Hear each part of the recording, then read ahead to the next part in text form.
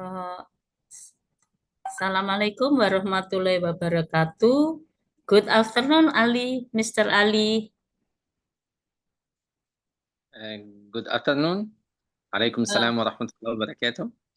uh, are you hear my voice clearly? Yeah, I can hear you. Okay.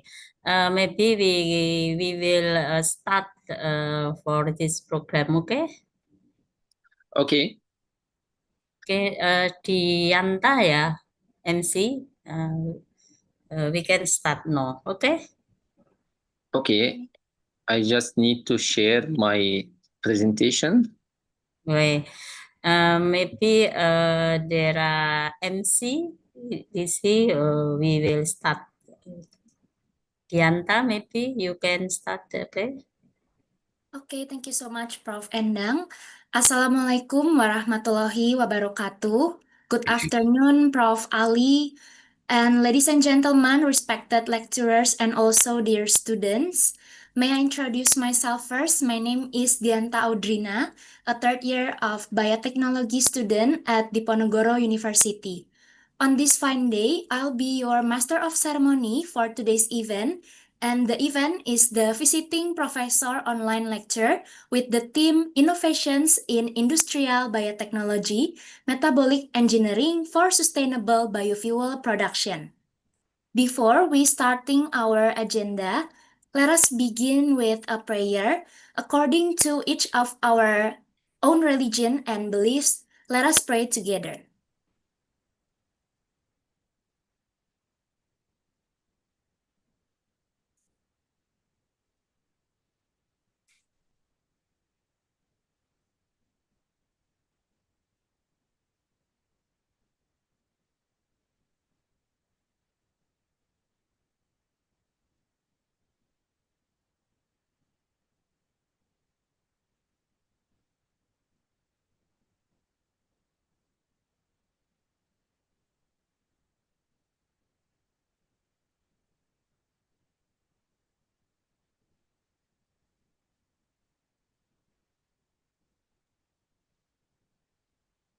Prayer is enough, thank you. To officially open this event, let us sing our national anthem Indonesia Raya. We kindly ask for all participants to sit up straight and be in a proper manner during the anthem.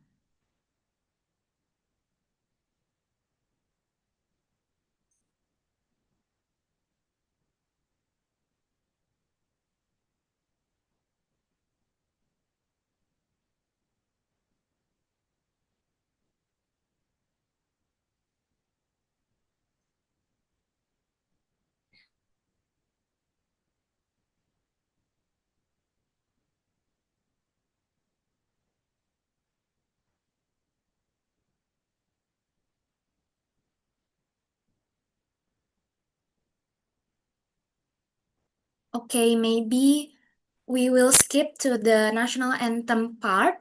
All right, to start our agenda, let's listen to the welcoming speech from the head of committee, Professor Dr. Endang Kusdiantini, Degree of Advanced Studies. Please welcome Prof. Endang. The time and place is yours. Okay. Thank you, Dianta. Assalamualaikum warahmatullahi wabarakatuh. Good afternoon, everyone, and maybe good morning, Mr. Ali. In the morning in France, okay?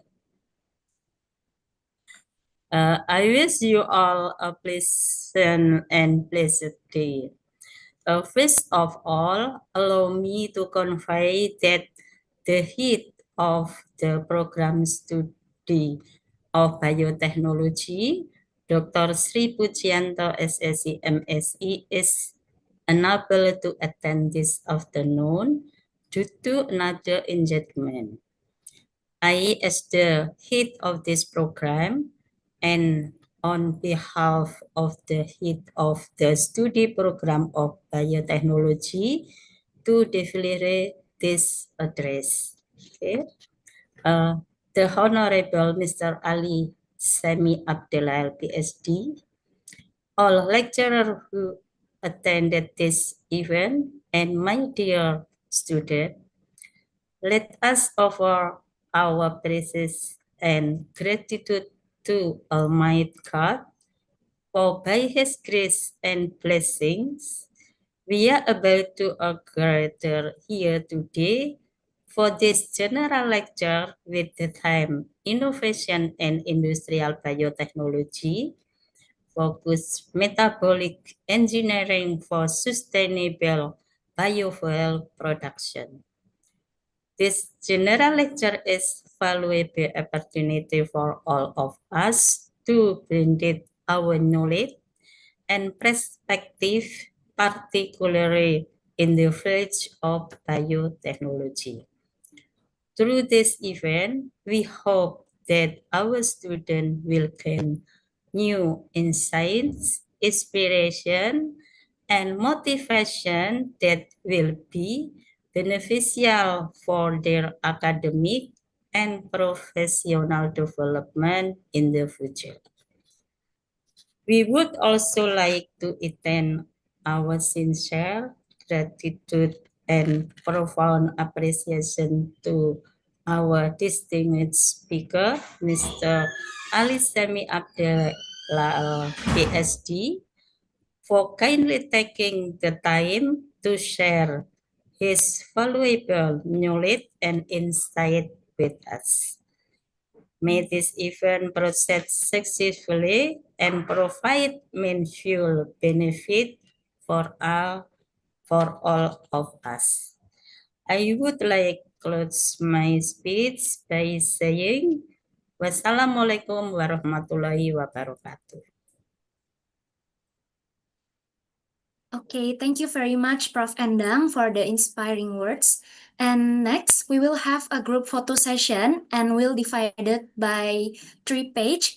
We kindly ask for all participants to turn on your camera, smile, and stay still for a few seconds while the committee takes the picture. Okay, maybe we will wait until everyone turn on their camera.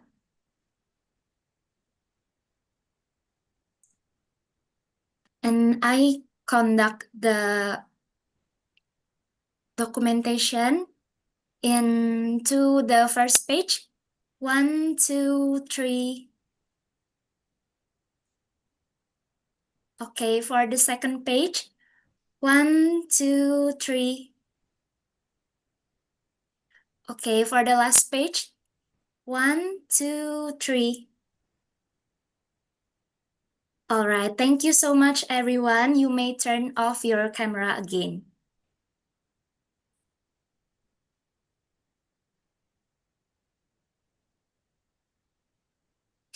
All right, now let us move on to the main session. For that, I would like to hand over the event to our moderator, Miss Siti Roswiyah, Bachelor of Biotech.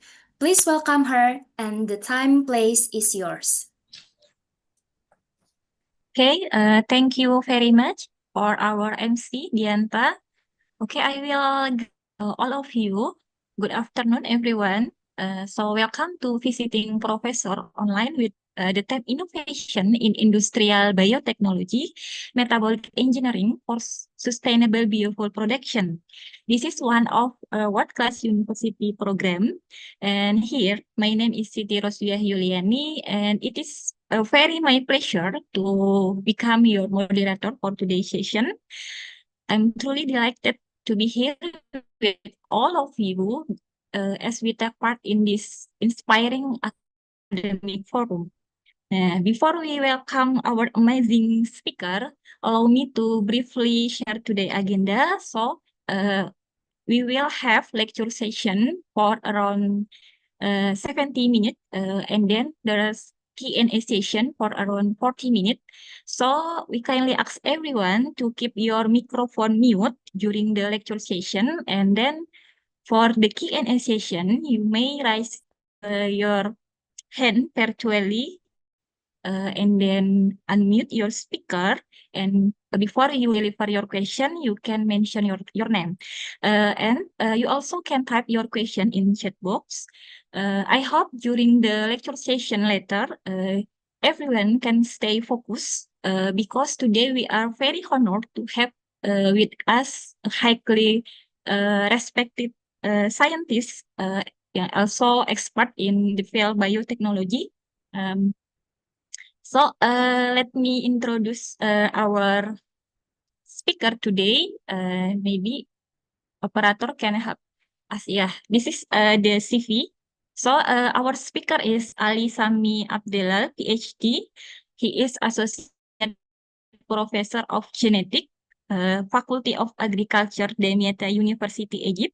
Also Research Scientist, Bio and Chemical Engineering, Toulouse Biotechnology Institute INSA in France. Wow. And also Dr. Ali got his PhD in genetics from Cairo University in 2014. His professional journey, maybe operator can scroll. Yeah, his professional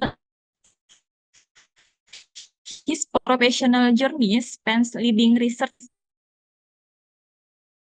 across France and then Egypt, India,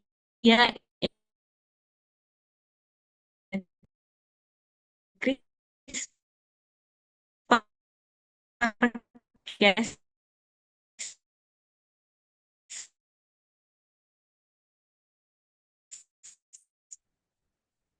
system.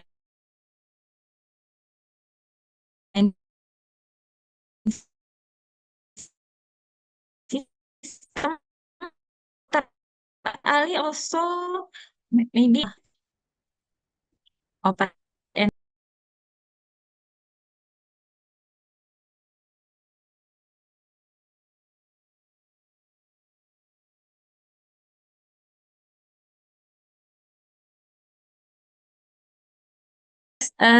technical error. I will continue with Dr. Ali CV. Dr. Ali also recipient of multiple awards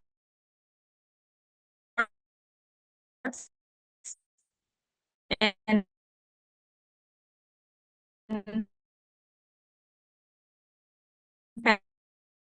fellowship. Uh, and, and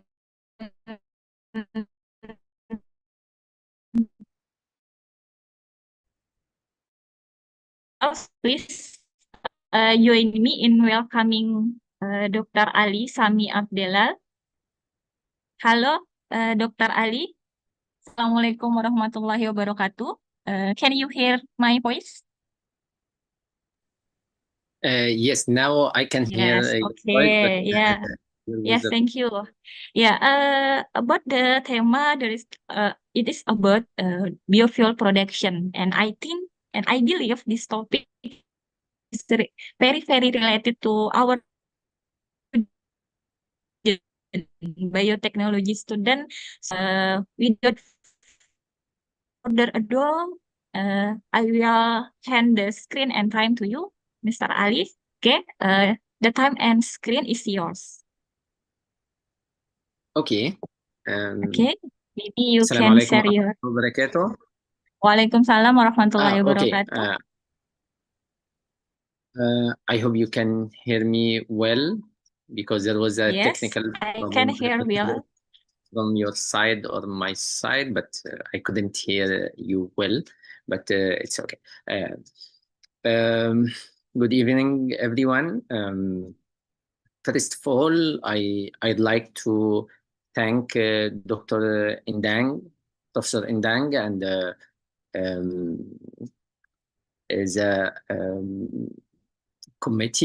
organizing committee for this event to give me this opportunity to deliver a lecture today to biotechnology study program students and at Dibo Nigoro University. Now I need to share my presentation.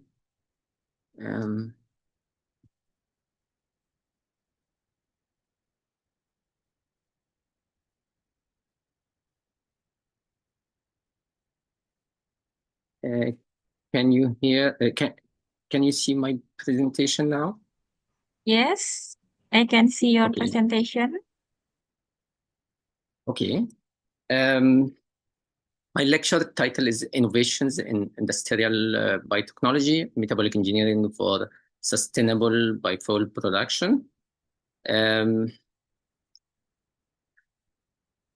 The outlines of my presentation. First, I will define the industrial biotechnology, the toolbox used for industrial biotechnology, including protein engineering, synthetic biology, metabolic engineering, systems biology, bioprocess engineering and fermentation,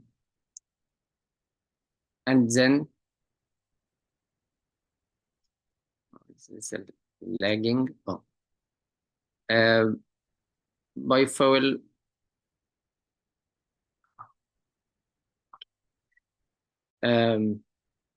Example of industrial biotechnology, which is biofuel production. We will start with the definition of biofuels, different generations of biofuel, and research applications that we used. The learning objective of this lecture is after completion of this lecture, you will be able to define industrial biotechnology and its core value chain, differentiate between, just a second.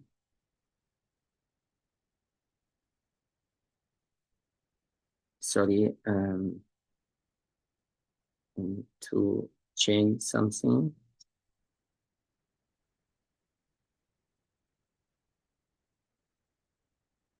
Oh, okay.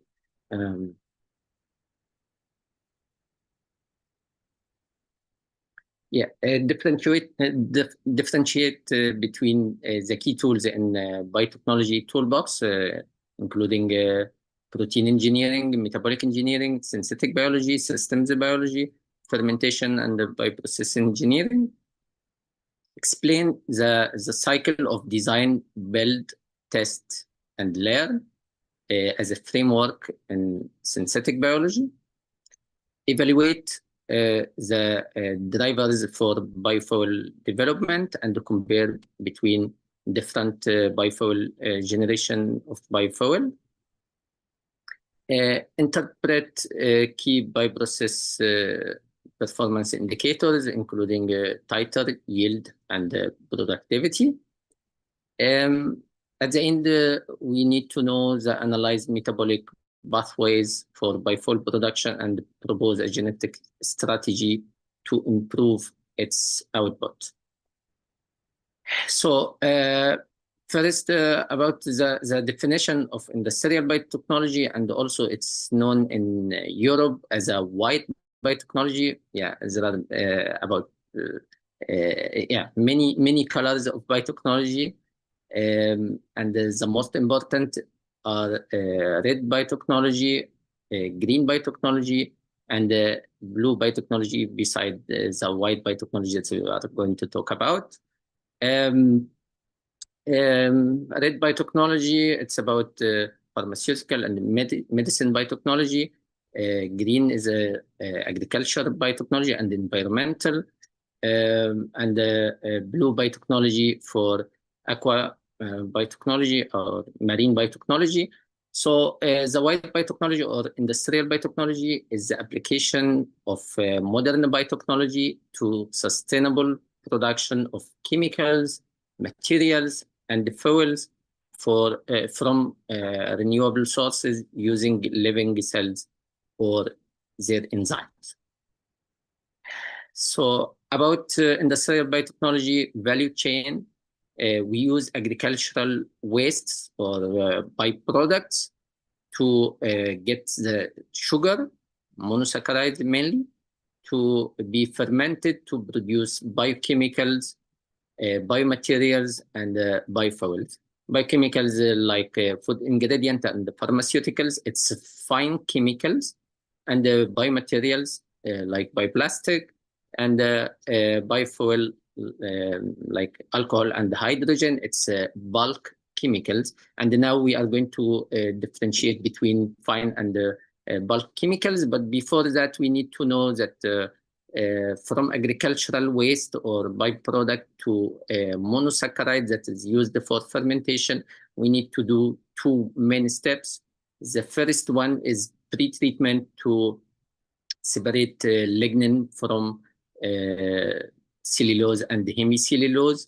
This cellulose and hemicellulose will be hydrolyzed using different techniques, and mainly enzymatic hydrolysis, using for cellulose to be converted to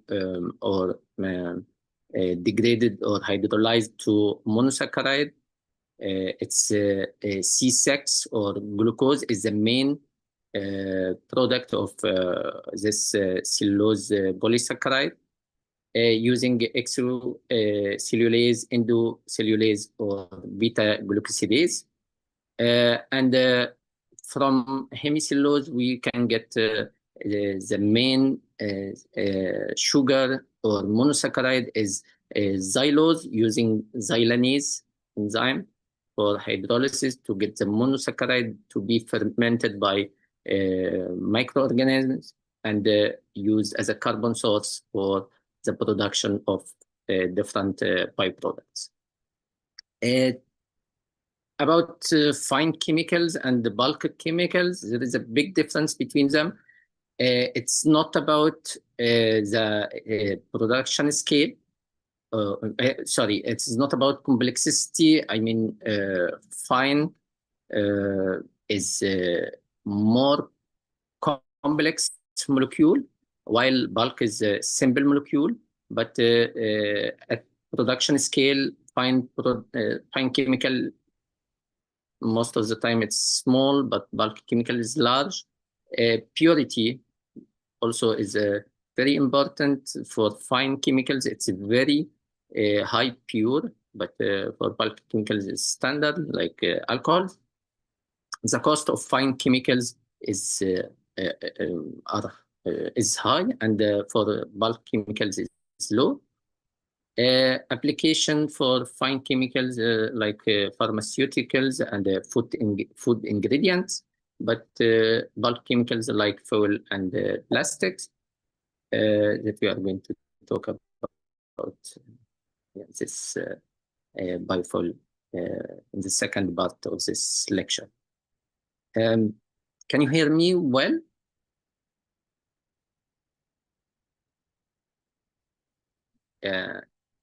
My voice is okay? Okay, yes, we can hear your voice. Okay, good. Toolbox for industrial biotechnology. We have many toolboxes that we use for industrial biotechnology related to molecular genetics. First is protein engineering. We design and construct of new proteins with specific functions. Synthetic biology, it's for designing, redesigning, and the construction of biological parts, genetic parts, devices, and the systems for useful purpose. Metabolic engineering, it's directed modification of cellular pathways to improve production of desired compounds. Systems biology, it's a multi-disciplinary study of biological systems, including genomics, proteomics, transcriptomics, metabolomics, fluxomics. We are going to talk about this one in details. And the bioprocess engineering and the fermentation for design, develop, and the analysis processes using biocatalysts. First, we will start with protein engineering, but before starting with protein engineering, we need to mention some basic information about protein, which is protein structure and function.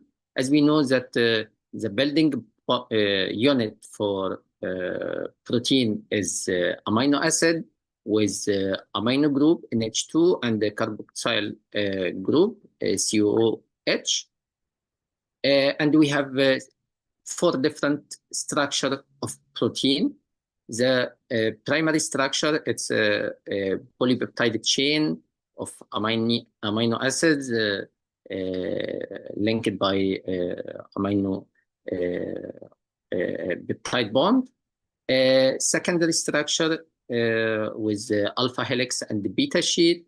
Tertiary structure, which is 3D structure of protein. It's the functional structure of protein. And the quaternary structure, it contains different subunits of protein. The role of structure in determining function, we need to know that because we are going to engineer protein based on the functions that we need, and we try to modify the structure to be engineered with new function or the adapted function. As we know, in the unfolded enzyme, amino acids are far from each other. The amino acids that form the active site. Here, if we can see this amino acid and these 2 amino acids and this one, it's used to form the active site. And before, with unfolded enzyme, it's far from each other, but when we fold protein, it brings specific amino acids close to each other to form the active site.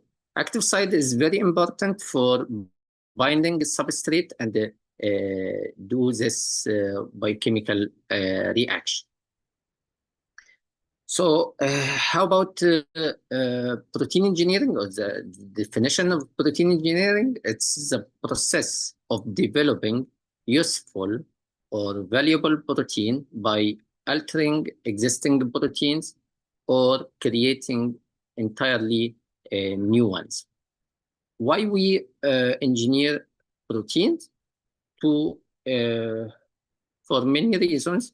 First, to overcome natural limitation of protein, create novel functions that is not exist in the nature, improve stability to temperature or solvent or pH or whatever, efficiency or activity of enzyme, and the solubility of enzyme in solvent or under or salt solution or under different pH. Now we need to know the strategies that we use to engineer proteins. We have 4 different strategies: directed evolution, semi-rational evolution, rational design, and de novo design to improve enzyme and with this protein engineering technology. Based on the library size that we, for this strategy need different kind of library size. For directed evolution, we need a big library size because it's a random mutagenesis that we did, and I will mention that in the next slide. And also for rational design, we need more information about protein and its site-directed mutagens. So the key strategies in protein engineering are rational design and directed evolution. Rational design, it need computer aided design because it's structure-based modification require detailed structure knowledge. And based on the structure details that we get, we will design site-directed mutagenesis for the amino acids that we need to modify, and then transform this construct in the organism, whatever bacteria or any other microorganism. and get the protein expression, protein purification, and then test the protein to improve the enzyme. But for direct evolution, it mimic natural selection by making random mutagenesis for many locus in the gene to get different protein structure, and then transform in the organism protein expression. And in this one, we don't need to purify the protein, but go directly for screening and selection, but it requires high throughput screening to get the best protein or the selected protein that we need to engineer. We can go now to the synthetic biology. It's another toolbox used in industrial biotechnology. There are many definitions for synthetic biology, but UN Convention of Biodiversity in 2015, they define the synthetic biology as a further development and new dimension of modern biotechnology that combine science, technology, and engineering to facilitate and accelerate the understanding, design, redesign, manufacture, and the modification of genetic material, living organism, and biological system. It's a big definition, but we will explain everything used in this definition. And we can get all information about it later in synthetic biology part. This field emerged in early 2000s after advances in molecular biology, genetic engineering, systems biology, to make biology more engineerable. So we used in synthetic biology engineering cycle called a design, build, test, learn cycle. It starts with design. It's computational modeling and the pathway design on engineering specifications. When we need to modify organism for industrial production, we design the pathway that we need to use for the product that we are going to produce. Build the genetic part or advice or biological system by DNA assembly of the genes used in the pathway that is needed for production, and then test the organism by experimental validation and performance measurement using LC-MS, GC-MS, or whatever analysis method, and learn by getting data analysis and the design refinement for the next iteration. So we use genetic parts like promoter, ribosome binding site, coding sequences, terminator. The standard of this one that is in database that we can use for modifying the genes and the expression of these genes used in the pathway that will be used for production. So we mentioned the pathway design. So we have different databases that we can use to find the best genes and proteins that can be used for pathway modification or engineering. So the databases like KIG database, it's for gene annotation and pathway identifies for genomic data. Also, Central Carbon Metabolic Flux database for C13 flux database. Legend, it's chemical compound and enzyme reaction database. Brand it's a brand legend, Biopsych, EcoPsych. They are the most databases that's used in our work, but it depends on the organism also that we need to modify, because EcoPsych for E. coli K12, it's database for E. coli. B-sub, it's for Bacillus subtilis database. Metabolic, it's for metabolic pathway and enzyme database. Saccharomyces cerevisiae database, it's SCGD, and so on. Many different metabolic reaction and pathway databases that can be used to get the enzymes and genes that can be used for pathway engineering. The key tools used in the synthetic biology is one of them is DNA assembly technology. We need to, as we mentioned, that we are going to modify pathway or engineered pathway. So this pathway is reactions that need enzymes to convert from A to B to C to D, whatever the metabolite. So we need to find the genes that is produce this enzyme or protein. So we collect all these genes with genetic parts, including promoter, terminator, to assemble, to design all these genes together and try to assemble the DNA by different technologies. So when we need to insert or make this gene cluster of multiple genes to be inserted in the organism, we need to assemble these genes to be able to transfer.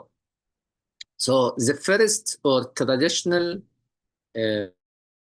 technology that is used, it's multiple cloning site, MCS. It's used for using different restriction enzymes to insert the DNA of interest to the vector.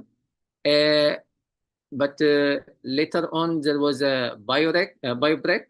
It depends on the isocodimers type of restriction enzyme to make the same sticky end or fragments, single stranded DNA as a sticky end to be ligated with another sequence.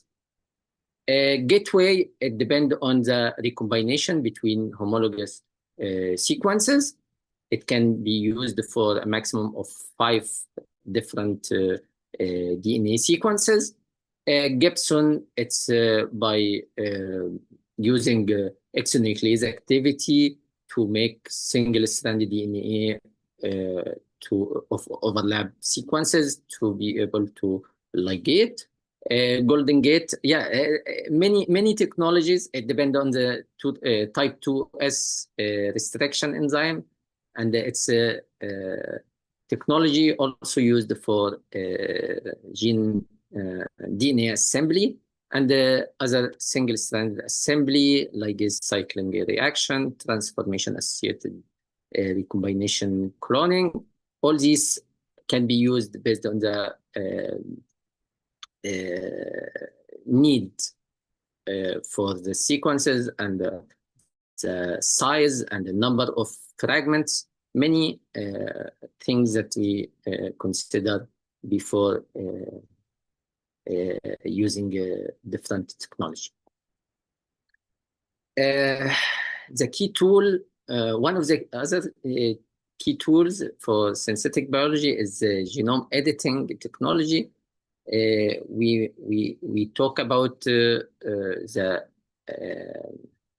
pathway engineering, and we already assembled the genes, the DNA, and it's ready to be integrated in the genome of our organism. So we use the simplest and the best for genome editing is a CRISPR-Cas9 system. We will explain briefly about this system. We have a single guide RNA. It's a 20 nucleotide CRISPR RNA and tracer RNA. It's a scaffold that bind to or make a complex with Cas9 with its two domains that break different strand of DNA after binding. So this single guide RNA and the Cas9 make a complex and try to target the DNA with the PAM sequence. It's a sequence of NGG. When the CRISPR Cas9 complex finds this PAM sequence and the homology between this sequence in the target DNA and the CRISPR 20 nucleotide sequence, it binds to the target DNA and make double-stranded break after 3 nucleotide of PAM. So it break in this locus. And based on the strategy that we need to use, like if we need to knock out or knock in, I mean, for knockout to stop or eliminate the gene product, we make this knockout by non-homology and joining.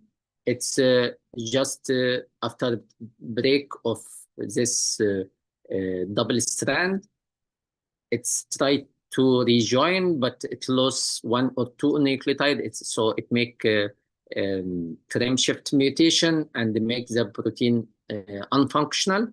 So it will make this knockout for the gene.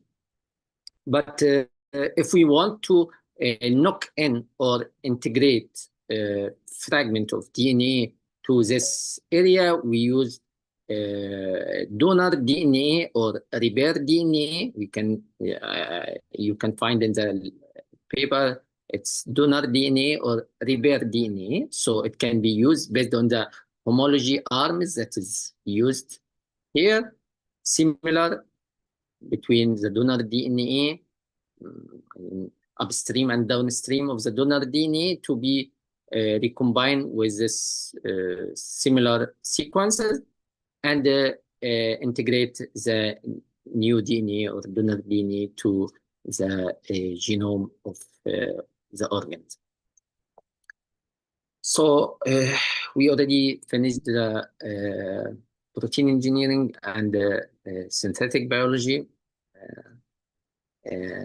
And now we are going to talk about metabolic engineering. Metabolic engineering is, as we mentioned, it's the directed modification of cellular pathway to improve production of desired compounds. So we used synthetic biology for genetic parts and the assembly of DNA.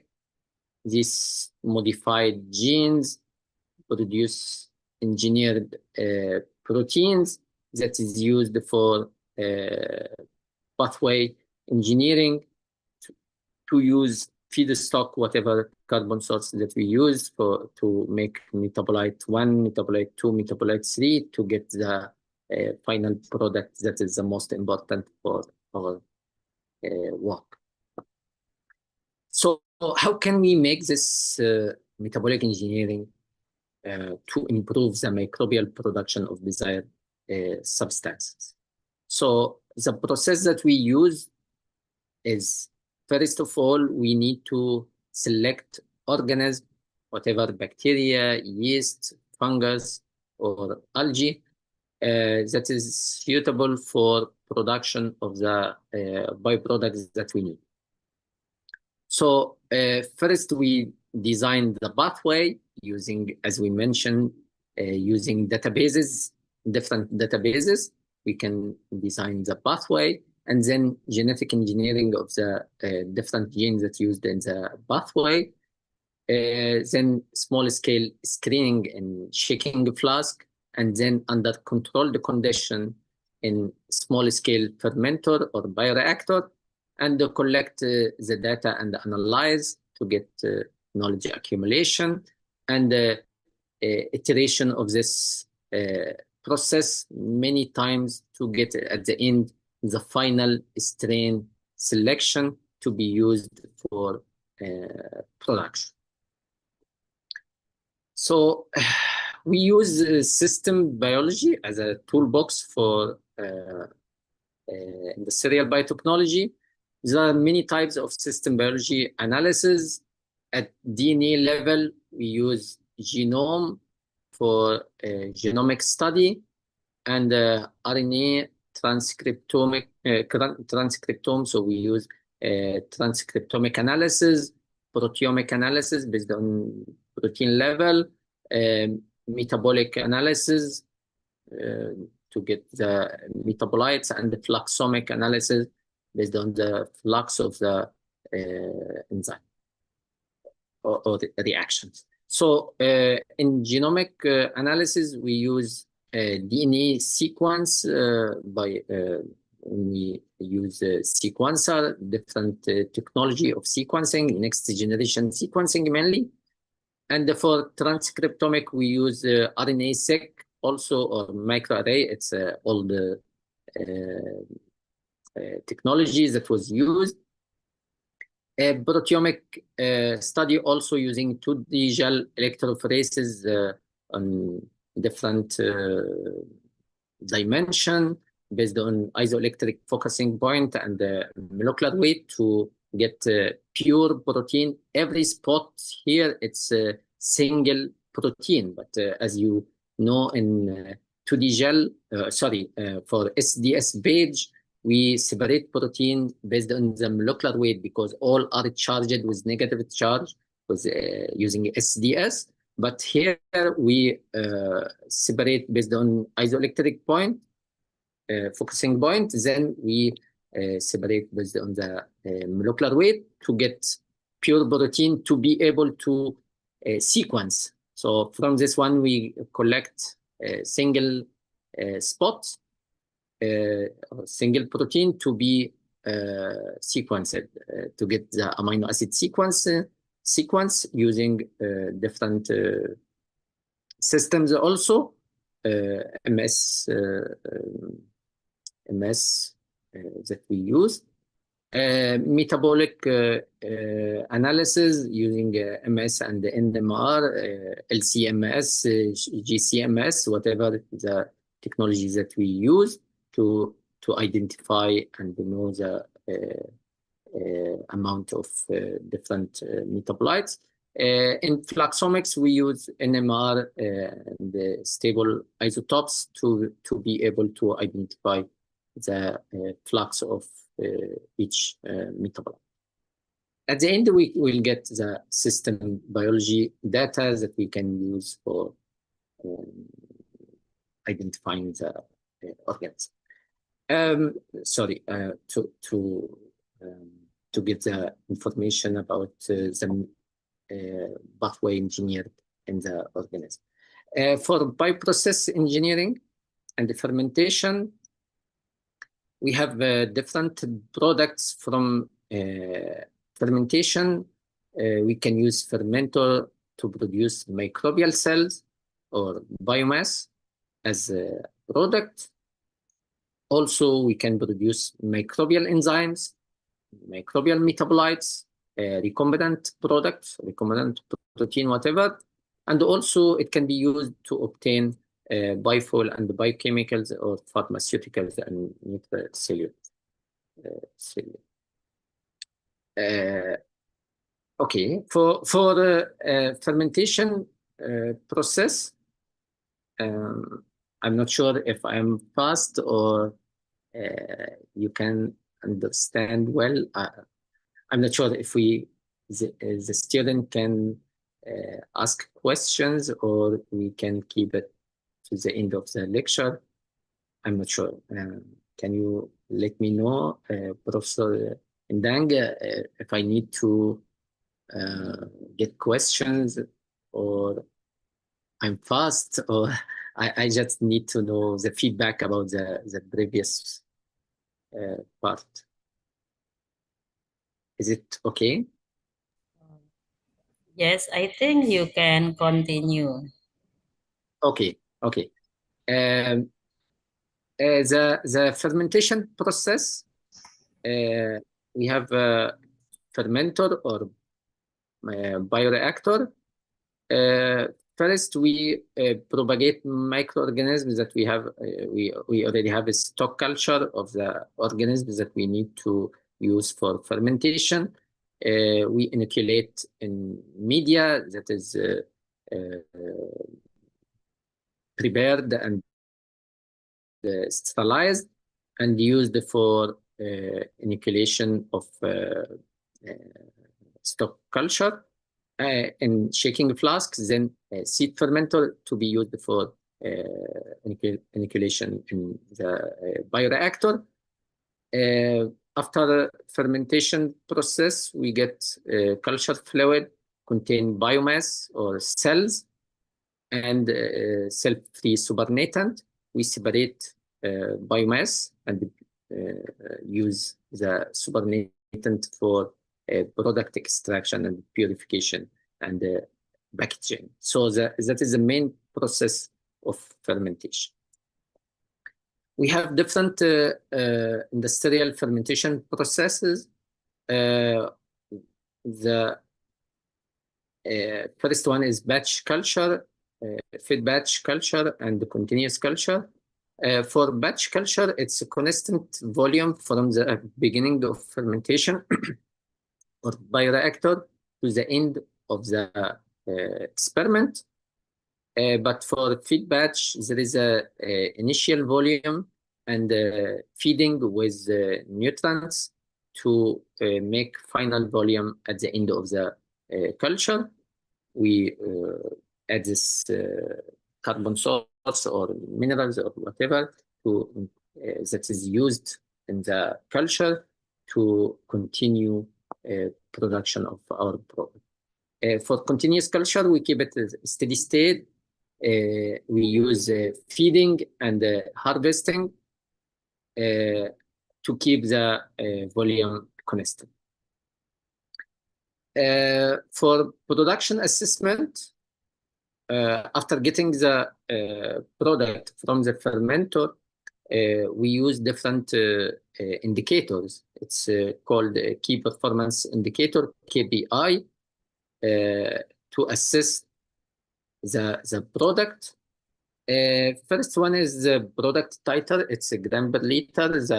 At the end of the fermentation, we get the final concentration of the product per volume of the bioreactor to get the titer produced. For yield, it's gram per gram or mole per mole. It's gram of product per gram of substrate that is consumed. So if we produce alcohol like ethanol, it's a gram of ethanol per gram of sugar or glucose or xylose that is used as a substrate. For productivity, we have two different productivity, specific productivity and the volumetric productivity. It's for a specific productivity, gram per dry cell weight per hour. And for volumetric productivity, it's a gram per liter per hour. So now we finished the first part. It's basic science and all tool boxes that we use for industrial biotechnology. Now we are going to shift to the biofuel production that we are focusing on in our industrial work. So you need to get a break or something like this, or it's okay, I can continue? Yes, you can continue, Dr. Ali. Okay. So biofuel, it's a renewable source of energy, and there are many definitions for biofuel, but the easiest or simplest definition is a hydrocarbon fuel that is made by or from a living organism. So it can be made by a living organism or from living organism. We can call it as a biofuel. So it's also any hydrocarbon fuel that is produced from organic matter, living material, in a short period of time, days, weeks, or even months. But compared to fossil fuel or petroleum and coal, it needs a geological process like geological process, high temperature and pressure to be able to produce this fossil fuel. So that is a big difference between biofuel and the fossil fuel. Although they come from living material in the beginning, I mean, hydrocarbons.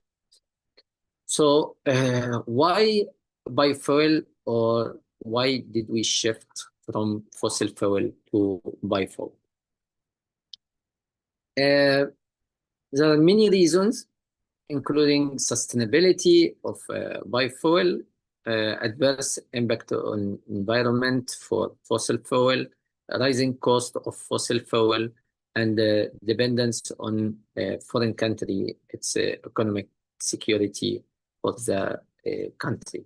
So for adverse impact on environment, as you know, that greenhouse gas and the carbon footprint, production of carbon dioxide, and different other different gases that affect on the environment. And it was found that annually a worldwide emission of about 30 billion metric ton of carbon dioxide into the environment, and this 3/4 of which is contributed by usage of fossil fuel. So that is why we need to shift to biofuel. And also this effect on global warming, and it was expected that 2 to 5 degrees Celsius will increase by 2100, which will make melting for ice and make huge problem in the environment. So biofuel is a must as a clean and in-house alternative. We mentioned that we are going to talk about generation of biofuel that is used in the beginning, because it didn't start with the best usage of plants or organic material to produce biofuel. First generation biofuel, it was made from sucrose, starch, or vegetable oil to produce ethanol by microbial fermentation of these sugars, and biodiesel by trans-esterification of vegetable oil. So it was a big problem also because of food versus fuel. So there was a conflict for using this food in production of biofuel. So the solution was second generation biofuel, and also I will talk about third generation that solve some of this problem. But second generation biofuel is using waste biomass from food crops, like not the seed or the sugar from sugar cane, or seed of corn, or any of these, but they use stem, leaves, and husks, which is wastes. Not non-food crops like switchgrass and jatropha, industrial waste wood chips, skins, and pulp from fruits. And this one has been developed to overcome the limitation of first generation biofuel, and it's used to remove agricultural waste. So how can we use this agricultural waste to produce alcohol? So as we know, composition of mature plants, it contains cellulose, hemicellulose, lignin, and extract. So the most percentage of weight is cellulose in softwood, hardwood, and the grasses, and the hemicellulose and the lignin also. So first, to be able to get the monosaccharide that is good, that can be fermented to alcohol by microorganisms, we need to get this monosaccharide from cellulose and the hemicellulose. So in the beginning, we tried to remove lignin from cellulose and the hemicellulose using enzymes or pre-treatment method, add acid or base to separate lignin, or use enzymes for degradation of lignin to get cellulose and the hemicellulose. Cellulose and the hemicellulose, as we mentioned in the beginning, that cellulose can be hydrolyzed with enzymes, hydrolases, cellulases, and hemicellulases to produce monosaccharide. From cellulose, we can get glucose, C6 sugar, and from hemicellulose, the main sugar monosaccharide in hemicellulose is xylose. It's C5 sugar. This C5 or C6 can be fermented to produce alcohol using different microorganisms or bacteria. The third generation of biofuel is algal biofuel. They are depending on algae as its energy source. It's low cost and entirely renewable feedstock, this algae. It has the potential to produce more energy per acre. It is the size that it need for planting or production. It's less than conventional crops. So it's very important, and it will not take the place of the other crops that is need for feeding or for food. Sorry. Also, algae can be grown using land and water unsuitable for food production. So it's better than other crops that is, or plants. For the applications that we used for the production of biobutanol from E. coli, we used the CRISPR-Cas9 mediated engineering of E. coli. This one, we tried to use the toolboxes that I mentioned in the first part of the lecture to produce biofuel from bacteria. So we used the genetic part or synthetic biology to synthesize 5 different genes. Yeah, in the beginning, as we to be in the same arrangement, we designed the pathway. So for pathway engineering, we check the database for pathway by getting the all enzyme used for butanol production from database. That is the main producer for butanol is Clostridium acetobutyllicum. So we got the enzymes from this pathway. It's clostridial pathway, and collect the data and get the DNA sequences for all proteins or enzymes used in this pathway to produce butanol from E. coli. As we know, E. coli couldn't produce butanol without modification. I mean, wild type can't produce butanol, but we use the clostridial pathway to produce butanol from E. coli. So we collected the main 5 genes from Clostridium, used it, synthesized, and cloned in an expression vector, and used it for transformation in E. coli. And also we,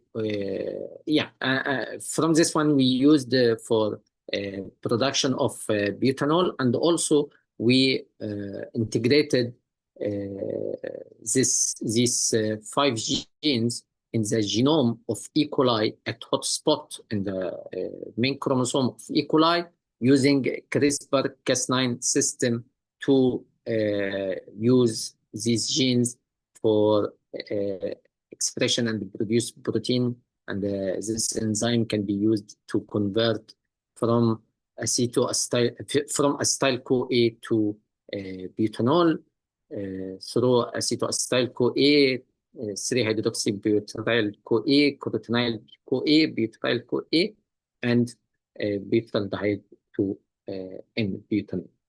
So from this, we tried to get the key performance indicators that we mentioned, the butanol titer from using, we used in this one 2 different substrates by modifying the bacteria to be able to consume also xylose. So we used the butanol titer as a key performance indicator.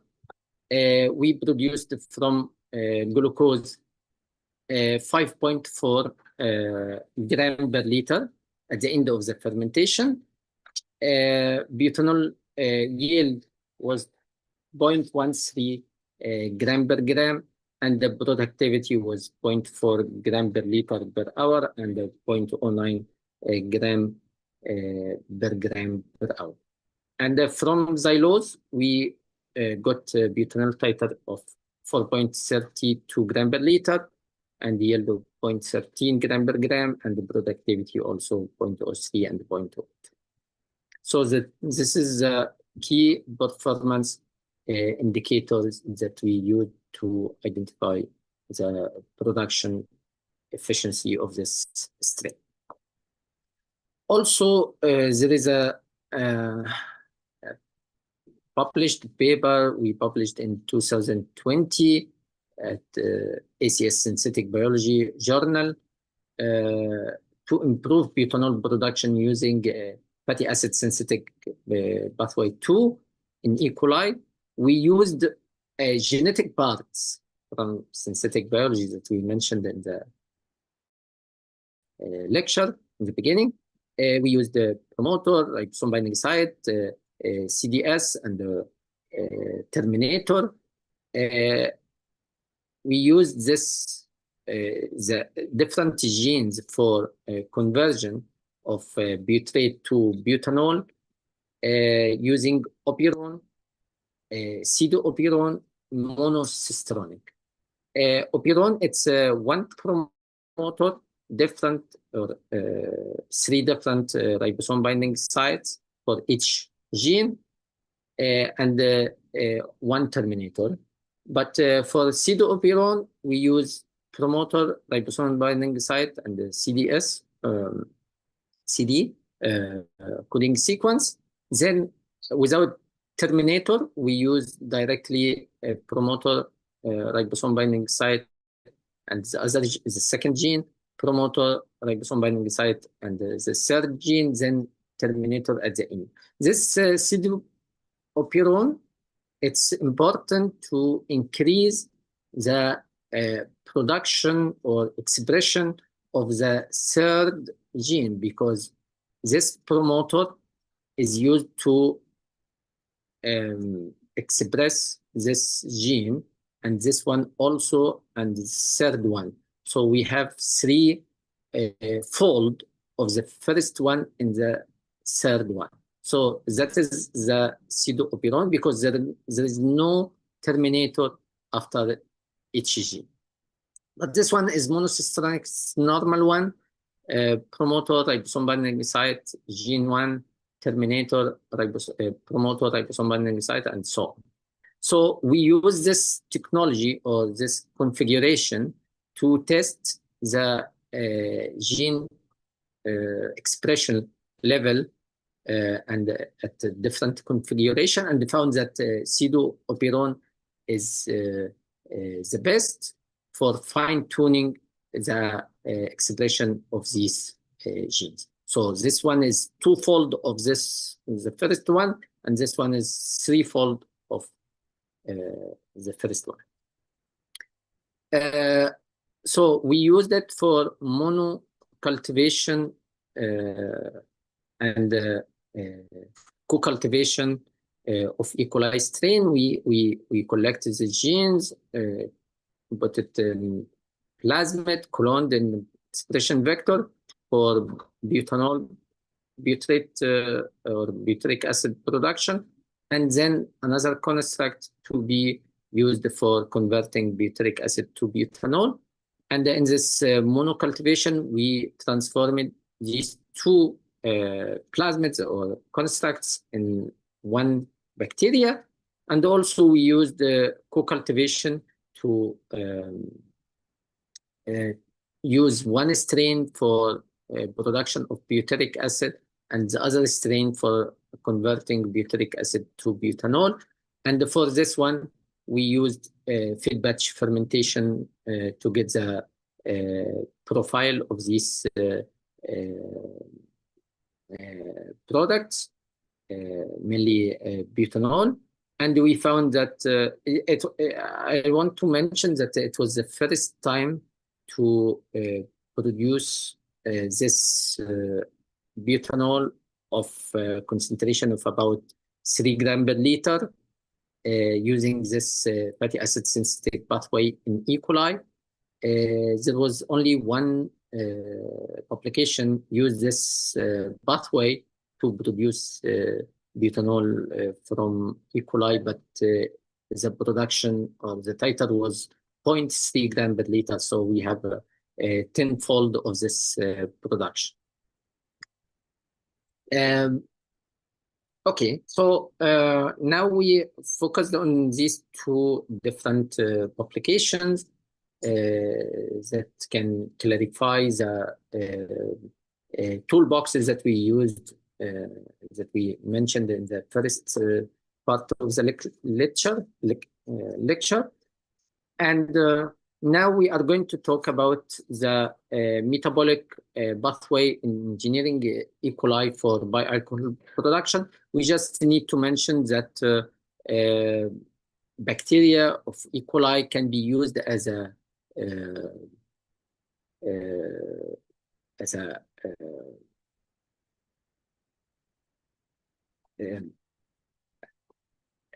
chassis for production of different alcohols. So from glucose glycolysis, we can get pyruvate, and from this one, we can get butanol, pentanol, hexanol, using keto acid pathway, 2-methyl-1-butanol, 3-methyl-pentanol, and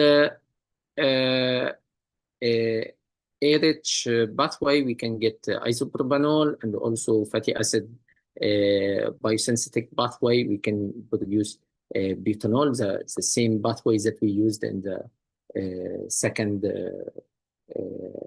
publication, second article that we mentioned. Reverse beta oxidation pathway to produce butanol from E. coli. And this one is published in Nature, I think Nature Genetics, because it was the first time to produce butanol from E. coli without using any external gene. It's just to modify the reaction for a reverse oxidation pathway, and it produces butanol. This one, I think Ramon Gonzalez group produced this from this pathway. And the ABE pathway is a cholesteridyl pathway from acetoacetyl-CoA to 3-hydroxybutyryl-CoA to butanol that we used in the first publication.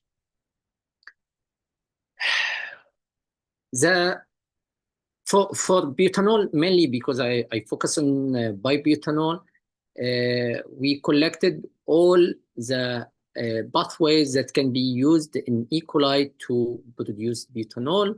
There is a cholesteridyl pathway, using Clostridium acetobutylicum pathway to produce butanol, this green one, and the keto acid pathway to produce butanol from oxaloacetate. Reverse beta oxidation cycle to produce butanol from butyryl-CoA. Also, the acyl carrier protein-dependent pathway to produce butyraldehyde and butanol. And the last one is oxoglutarate pathway from oxoglutarate to carotenoid-CoA and butanol. It's two different pathways together to produce butanol. All these experiments or work was in using the E. coli as a chassis for production of alcohol. But nowadays we are using, or I'm using Clostridium, or work with Clostridium for different bioproducts like solvents, acids, and diols production. We use Clostridium acetobutylicum that is mainly produce butanol and different acids, and ethanol also, and acetate, and acetone also. So we use this one to produce other products like 1,3-propanediol, 2,3-butanediol, 1,3-butanediol, ARB 1,3-butanediol, and 1,4-butanediol. These products can be produced from Clostridium acetobutylicum, but the main problem with acetobutylicum, Clostridium acetobutylicum, that we at the beginning we were not using this one for production, and they tried to use E. coli as a model system because it's easy to be manipulated, genetically manipulated, and we have many tool kits to be used with this E. coli. But Clostridium acetobutylicum, it's hard to manipulate, and it's strictly anaerobic. So we should do all experiments with this bacteria under anaerobic condition. So we do the transformation under anaerobic condition, and the growth of bacteria, and the metabolic the modification of genome editing using CRISPR-Cas9. We use it under anaerobic conditions also. The last thing, or the last product that can be the last Biofuel products that can be produced from E. coli is jet fuel, and we worked in this one using two main enzymes, acyl ACP reductase, AAR, and ADO. It's aldehyde deformulating oxygenase from cyanobacteria to make E. coli able to produce alkane or alkenes, this jet fuel, long chain fatty alcohol from E. coli. And this work started in 2018 to produce this one from E. coli. But I think that our group in India that I was working with, ICGB India, it was the highest yield from E. coli was from this from our group in India. So the conclusion, we need to conclude something about multidisciplinary approach, that industrial biotechnology success depend on combining tools from molecular biology, engineering, and bioinformatics. So as a student, I think that you need to focus on not only molecular biology and genetics, but also engineering and bioinformatics. It's very important to use bioinformatics in our work to facilitate many things that will be needed. The engineering paradigm, we are no longer just using biology, we are engineering it from directed evolution of proteins, like protein engineering, to build the entire pathway in synthetic biology, and the rewiring metabolism, which is metabolic engineering. We can program biology. From molecules to manufacturing, we first design at the level of DNA using synthetic biology, implement in the cell, which is metabolic engineering, analyze the system, which is systems biology, product at a scale, which is bioprocess engineering. So we have all these toolbox to be able to get a molecule or produce molecule fine or complex or bulk. Driven by metrics, we use the key performance indicator to assess the strain using titer, yield, and productivity, as we mentioned. A solution for sustainability, like using second and third generation biofuel to address the global challenges by creating a renewable alternative to fossil fuel. I mean, turning waste into value, like agricultural waste and any other waste. So the future of manufacturing is biological. Thank you, and we can get questions, and also after the lecture, anytime you need to ask for anything, this voice. LinkedIn account. Sorry, can you hear me? Hello? So using this barcode, you can find my LinkedIn account to ask anytime if you want after the lecture.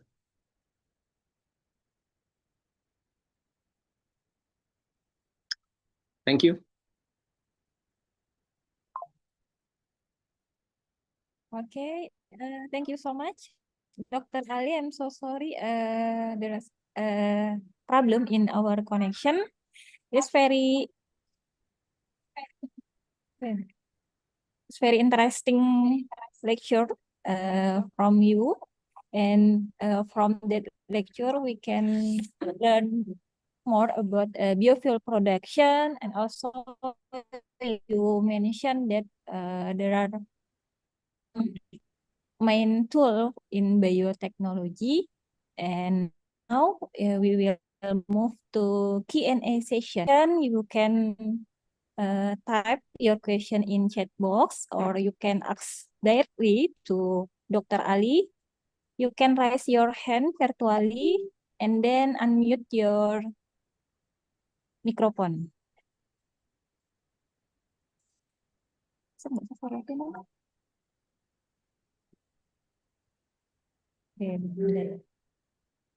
Okay, before we start the question from the participant. Maybe I want to ask some question to Dr. Ali. Your research is very, very interesting, especially you did CRISPR-Cas9 in E. coli.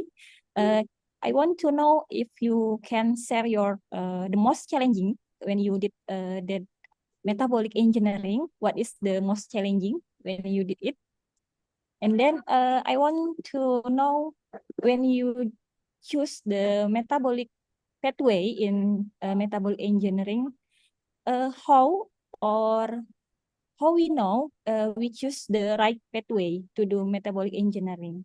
Maybe you can share your experience with us before we move to Q&A session. Okay. Yes. For CRISPR-Cas9, yeah, I used it for E. coli and also for Clostridium acidopicericum. For E. coli, it's more easier, as I mentioned, because it's easy to manipulate, and also it's facultative bacteria, so it can grow under aerobic condition. So there is no problem with this one. But for anaerobic bacteria, it's very difficult to grow because you need to grow it and do all manipulations, genetic manipulation under anaerobic condition. Also, the physiology for bacteria is different from each other. So E. coli is well studied, but for other bacteria, it depends on the bacteria itself. We need to know more physiology about bacteria to be able to handle and manipulate its genetic system. Also, for physiological studies, it's important to be able to know when I want to modify some gene, because we don't use CRISPR or genetic engineering or metabolic engineering by insertion of genes only, but we also delete or knock out some genes in competing pathways. So if we want to focus in production of butanol, we need to to delete all competing pathway. For in Clostridium, let's say, it can produce ethanol and acetone. So we need to delete or knock out the genes responsible for this pathway for butanol production and acetone production or any other acids or something like this to make this bacteria use all its energy to produce butanol only. That is one point. For metabolic engineering, it's important to first as we mentioned in the process for metabolic engineering, we mentioned that we need to use to select organism in the beginning. Is it bacteria or fungus or algae or yeast, whatever based on the product that we need, we can select the organism. So in this organism, some organisms is better to be used for production of specific product. So we use Clostridium for butanol production. Some other bacteria for amino acids. Some other for we use yeast for ethanol. So we can choose in the beginning. We need to choose the strain or the bacteria, the microorganism, or select the organisms that we are going to use for the production. Second, we need to know the pathway from the pathway databases or reactions Yeah, database. thank you so much for your explanation. Sorry? Can you hear me?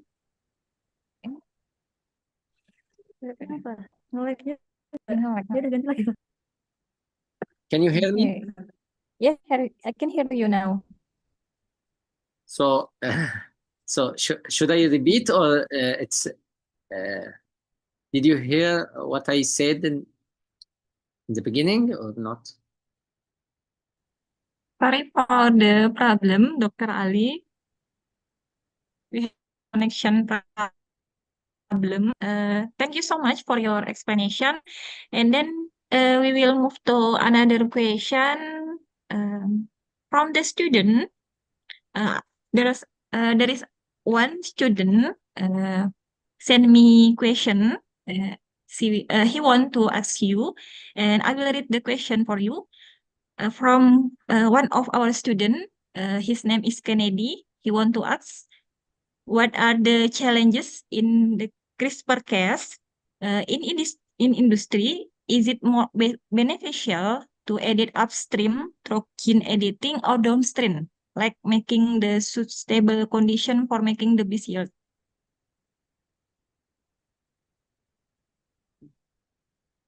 Sorry, Uh, I can't get question. The last sentence. Yes. What the challenges in the CRISPR-Cas? Upstream or in downstream? Which one that making the suitable condition for the best yield? For the PCR, you said? CRISPR-Cas. Yeah, CRISPR-Cas9. I'm not sure if I understand the question, but we use CRISPR-Cas9 for genome editing because the main important for this one is using of an industrial point of view. When we use plasmid or construct for transformation in organism and keep it to be stable, we need to add antibiotic. But antibiotics are expensive to be used with large scale or in the factory. So it's difficult to use this high amount or high amount of antibiotics. So we need to keep, and if we don't add antibiotic, most of the time construct or plasmid will leave the bacteria if it is not under stress of antibiotic. So in this case, it's better to add the gene or the DNA, assembled DNA to be integrated in the main chromosome to keep it in the genome without losing it when we use it without antibiotic.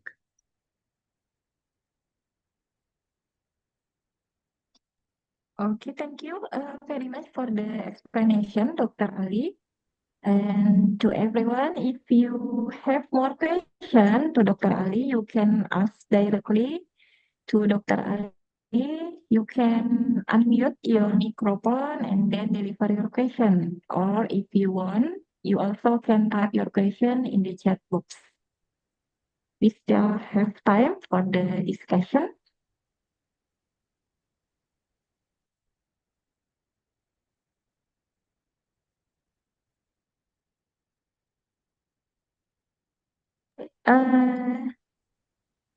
Prof. Endang want to ask question to Dr. Ali? Yes, please, Professor Endang, you can ask directly to Dr. Ali. Oke, thank you Mbak Ros. Gitu. Mr. Ali, your presentation is good.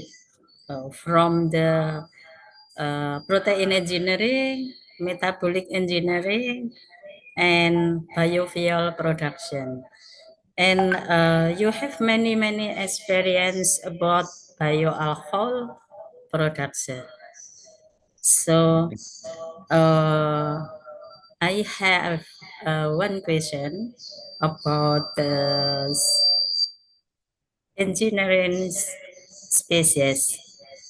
If we have an engineering species, so how can we maintain the stability of production in engineering the species?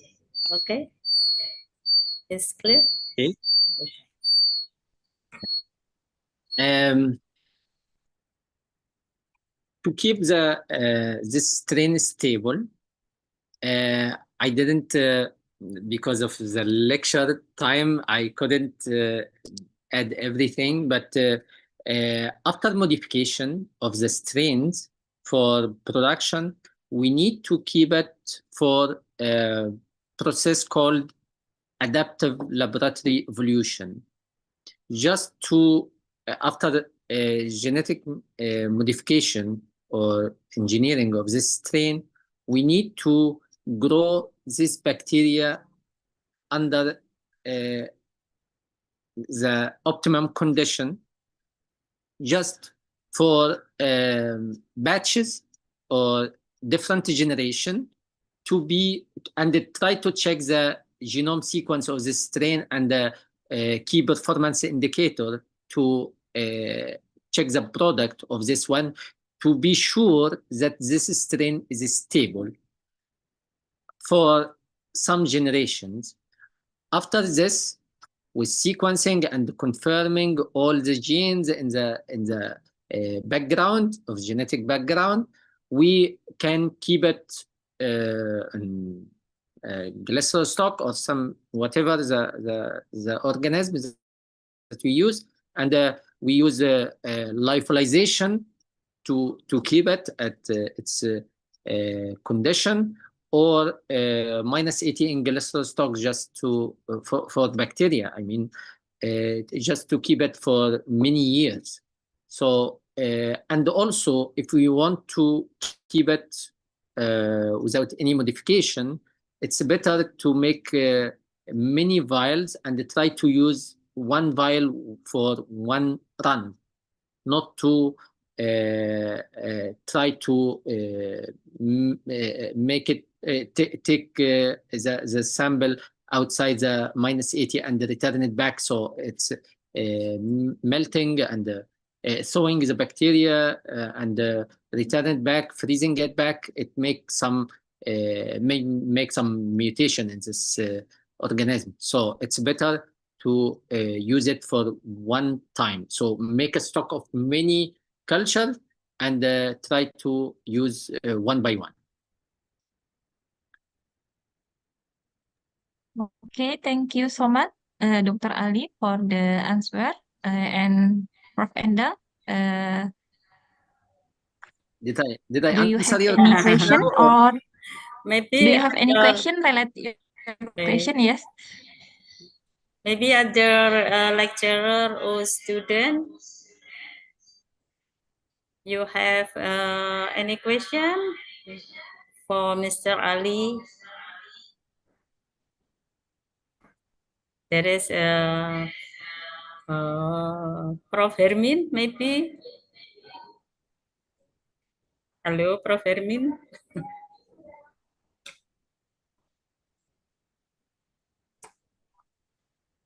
So, uh,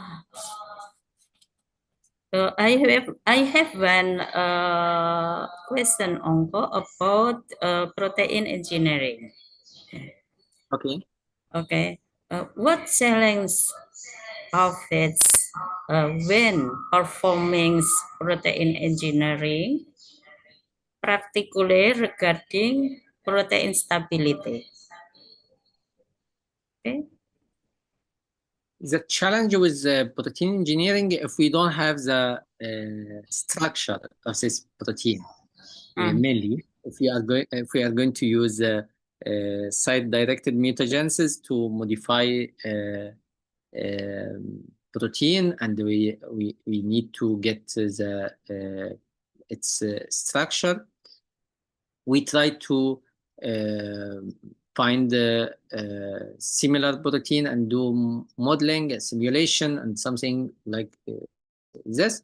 But to get the structure is the first step to be able to modify the protein or engineer the protein. But for stability also, we try to increase stability, but yeah, in the beginning we try to study the protein, as I mentioned, by simulation, but it's not 100% accurate. We just try to make this bioinformatics work just to be sure that it's a high percentage of getting a stable protein under this condition. But by experimental or wet lab work, we can decide based on the efficiency of this protein and the stability. We can decide if we can continue with this protein, or we can change or modify it to reach the best protein structure or engineered protein to be stable. Okay, thank you so much, Dr. Ali. To everyone, if you still have questions or something that you want to discuss with Dr. Ali, you can raise your hand virtually, or you can type your question in the chat box. Maybe we can have one question for the last question. If you still have something that you want to discuss, we still have a little time.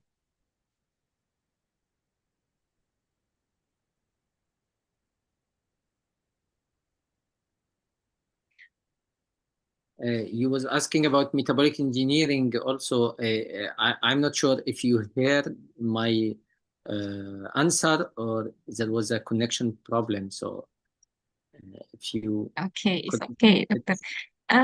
Maybe the last question from me in the last slide or your last presentation, you also explain about jet fuel production. Nah, I want to know what is the difference among a common biofuel production and jet fuel production.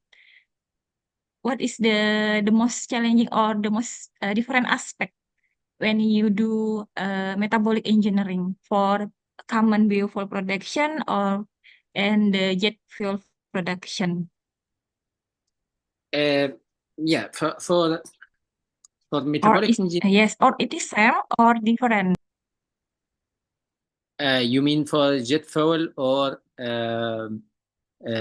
common or Yeah, advanced biofuel? common biofuel Yeah. and jet fuel production. Yeah, it is same or there is a difference? It's you know that the difference in number of carbon in this product. So alkane or alkene, there's a long chain fatty alcohol, but for ethanol it's 2 carbon, butanol 4 carbon. So it's different in composition, but different in production. Maybe it's the only thing is toxicity. Sometimes in some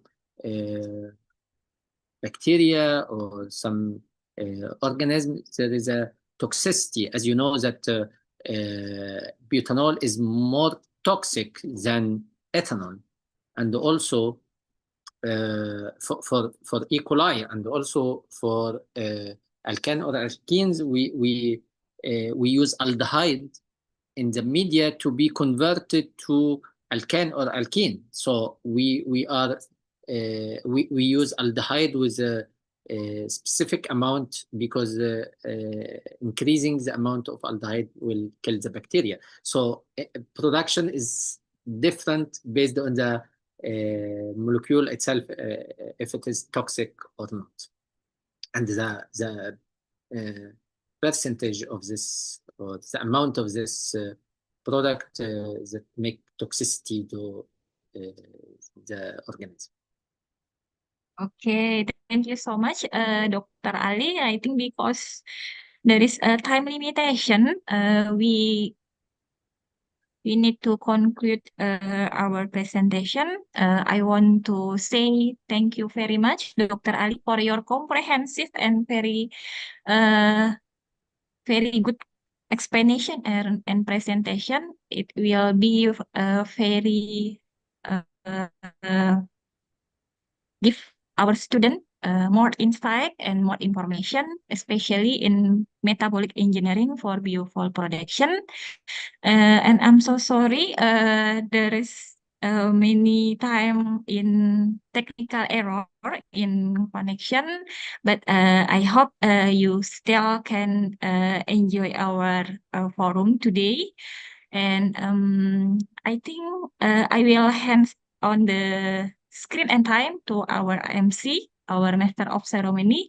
And I would like to ask Dr. Ali to still stay here because there is one more agenda from we close today forum.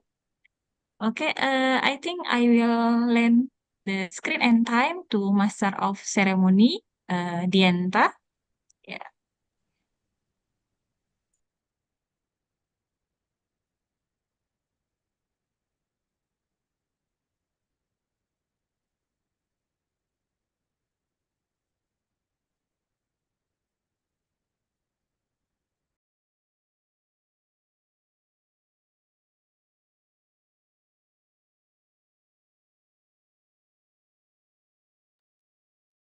Okay, thank you very much, Ms. Rose, and also Professor Ali for the insightful presentation. And thank you to the insightful session and also presentation. Now we will proceed with the certificate presentation to our honorable speaker, Prof. Ali. And the certificate will be delivered by Prof. Endang as the head of committee. However, we would like to inform for Prof. Ali that the certificate will be sent later via email after we receive the DN signature. And we sincerely apologize for the delay and thank you for your kind of understanding. For Professor Endang, the time is yours. Okay. Mr. Ali, we have a certificate for you. Mana? Where is certificate? Like this. We will send it after being signed by Dean. Okay? And I will send it for you by email. Okay? Thanks so much. And also, for me, thank you for Mr. Ali. We can make collaboration again, maybe with other event like research, or maybe visiting professor but offline, like this. Kamsa. Thank you. Sorry, I couldn't hear the last sentence. Maybe we can make collaboration again. Maybe next year we can make visiting professor, but offline. Oh, okay. It's not Yeah, online. yeah. It's not Yes. online. Okay. Better. Yeah, sure. We can Sure. arrange it. My pleasure. Okay. Yeah, my pleasure. Okay. I think thanks you and finish. I think Dianta. All right, thank you so much, Prof. Endang, for delivering the certificate to Prof. Ali. And thank you also for Prof. Ali for joining us today. Before closing, once again, we kindly want to remind for all participants to fill out the attendance form through the link in the chat box. And maybe for ladies and gentlemen, we have now come to the end for the visiting professor online lecture on innovations in industrial biotechnology, metabolic engineering for sustainable biofuel production. On behalf of the committee, I would like to express our deepest gratitude to our speaker, Prof. Ali, and also our moderator, Miss Siti Roswiyah, and all participants for joining us today. And we hope for this lecture has been meaningful and beneficial for all of us. Thank you very much. Stay healthy and see you at our next event. Good afternoon. Wassalamualaikum warahmatullahi wabarakatuh. Waalaikumsalam. Thank you so much, Thank Dr. you. Ali. See you next Thank you, time. Professor Indang, and Yes. all this organizing committee. Thanks so much, and I hope we can do it again. And Okay, you are welcome. thank you.